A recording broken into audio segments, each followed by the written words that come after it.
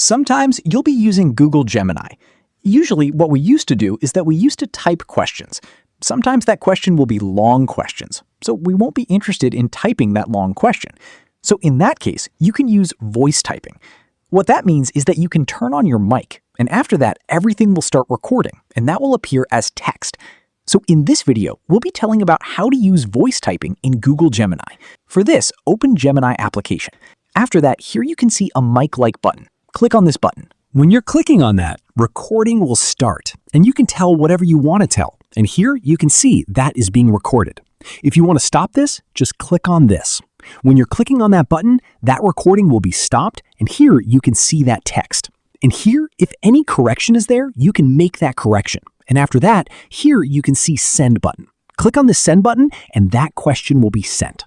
So this way, you can easily use voice typing on Google Gemini. Hope this video was helpful for you. If you find it helpful, consider subscribing. See you in the next video.